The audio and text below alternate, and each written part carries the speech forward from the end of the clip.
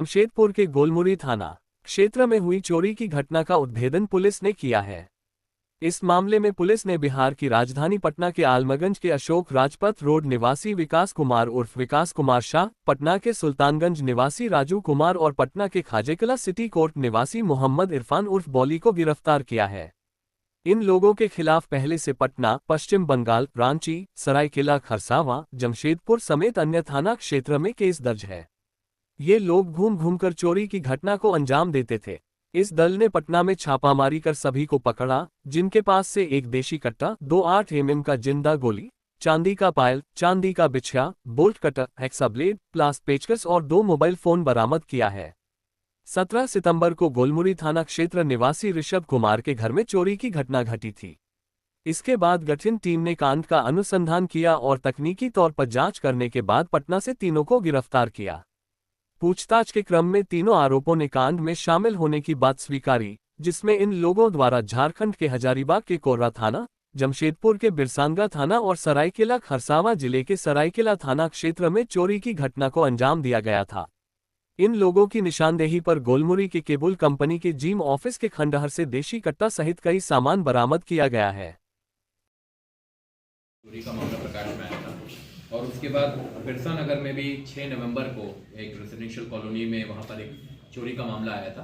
तो उसमें अनुसंधान के क्रम में एक एसआईटी का गठन किया गया था, जिसके द्वारा इसमें टेक्निकल इन्वेस्टिगेशन करते हुए तथा अन्य पहलुओं पर अनुसंधान करते हुए कुल 3 लोगों को पटना से संदेह के आधार पर लाया गया। जब उनको यहाँ पर लाया गया तो उन्होंने इन दोनों फ्लैट्स में हुई चोरी के बारे में अपनी बात स्वीकारी, अपने जो संलिप्तता थी उसको स्वीकारा और उनकी निशानदेही पे हम लोगों को एक देसी कट्टा, कुछ गोलियां, चांदी के कुछ articles, bolt cutter, hexa blade, pliers, पेचकस, मोबाइल फोन हम लोग को बरामद हुए हैं, जिसके आधार पर गोलमुरी थाना कांड संख्या 171/2025 अंकित किया गया है और इन तीनों को न्यायिक हिरासत में भेजा गया। इसमें अब ये तीनों के बारे में जब हमने डिटेल में इन्वेस्टिगेशन किया है तो उसमें पता चला है कि बिहार, बंगाल और झारखंड के अलग अलग शहरों में इनके द्वारा चोरी की घटनाओं को अंजाम दिया गया है। अगर इनका आपराधिक इतिहास देखा जाए तो कुल 8 केसेस अब तक हम लोगों को मिल चुके हैं, जिसमें गोलमुरी, बिरसानगर, सरायकेला में, तिलैया, कोर्रा, हजारीबाग, विधाननगर वेस्ट बंगाल में, कृष्णापुरी थाना पटना, रामकृष्णा नगर थाना पटना, वहां पर इनके खिलाफ केसेस का डिटेल्स हम लोग को मिल चुका है और लगातार हम लोग इसमें और इनका क्रिमिनल एंटीसीडेंट्स प्राप्त करने का प्रयास कर रहे हैं। इसमें जो टोटल जो सामान चोरी हुआ था उसको रिकवरी करने के भी प्रयास किए जा रहे हैं और इनके गैंग में जो अगर कोई अन्य मेंबर हैं तो उनको भी पकड़ने का प्रयास किया। कहाँ के हैं ये लोग तीनों? ये लोग सब रहने वाले पटना के हैं तीनों। विकास कुमार और विकास कुमार शाह ये पटना के हैं, राजू कुमार, मोहम्मद इरफान ये तीनों पटना के हैं। तो जमशेदपुर में कहाँ रह रहे थे ये लोग आके? जमशेदपुर में ये लोगों का मोडस ऑपरेंडी ये था कि ये कोई प्लान नहीं करते थे। ये लोग कोई भी शहर ऐसे ही रैंडमली चूज करते थे, बस से आते थे, गूगल मैप्स देखते थे, वहां पर आके थोड़ा बहुत एरिया देखते थे और चोरी करते थे और उसके बाद ये टेक्नोलॉजी का यूज करते थे। आईफोन्स इनके पास से बरामद हुए हैं, उसका वो ये लोग यूज करते थे। मतलब जमशेदपुर में विजय गार्डन वाली घटना भी इसी में शामिल है। ये विजय गार्डन वाली घटना भी इनके द्वारा की गई है और सबसे बड़ी बात यह है कि इंटर स्टेट गैंग है ये। बिहार, बंगाल, झारखंड तीनों में इन लोगों ने काम किया है और अलग अलग जाके इन लोगों ने काम किया। तो जमशेदपुर से में कोई इनके साथ शामिल है?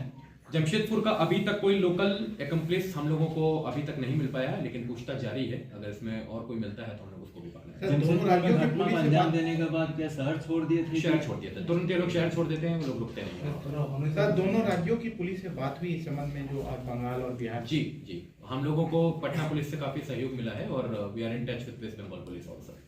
सर, जो ऑर्नामेंट्स चोरी हुए थे वो इन्होंने बेच दिया है या कहीं छुपा कर रखा है जो आप बोल रहे हैं? क्योंकि इतने टाइम में है जो अभी तक पूछताछ है, ये काफी आर्टिकल्स इन्होंने उसको बेच दिया है और उससे पैसा कमा लिया और उसके बाद उससे इन्होंने जो भी अपना काम किया, जो हम लोग के इन्वेस्टिगेशन में आया, शायद ये लोग नेपाल भी गए थे, वहां पर उस पैसे को जो इन्होंने अर्जित किया था आर्टिकल्स को बेच के, उससे अय्याशी भी की थी। तो इस तरीके से चीजें सामने आई है, लेकिन फिर भी जितना भी जो उन्होंने आर्टिकल्स की चोरी की थी उसकी रिकवरी करने का प्रयास कर रहे हैं। किसको बेचा है, कहाँ गए हैं, वो चीजों को हम ट्रैक करने का प्रयास कर रहे हैं। आधा घंटा के अंदर में ही हो जाती थी, तो क्या इन लोग पूर्व में कुछ रेकी उन लोग कर रहे थे? नहीं, पूर्व में रेकी करने की बात सामने नहीं आई है। इनके द्वारा ये लोग बस से आए, आप एक शहर में आए, गूगल मैप्स पे कहीं गए, किसी की जैसे कोई रेजिडेंशियल कॉलोनी है, किसी के बारे में पता लगाया कि कोई नामी रेजिडेंशियल कॉलोनी है, कोई नामी जहाँ पर लोग रहते हैं वहाँ पे गए और वहाँ पे इन्होंने चोरी की। कोई खास रेकी करने की बात अभी तक इन्वेस्टिगेशन में नहीं है। जमशेदपुर में ये पहले भी आए थे या फर्स्ट टाइम था इनका?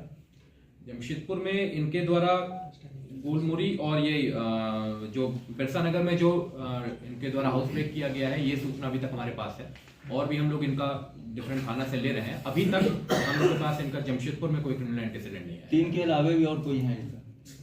3 के अलावा 3 की तो हम लोग को खबर है, बाकी पूछताछ की जा रही इसमें मेन कौन है? देखिए इसमें इन्होंने जो आर्टिकल्स जिनको बेचे होंगे वो भी इसमें साथ में कंप्लीट हो जाते हैं, तो उनको भी पकड़ने का प्रयास किया जा रहा है।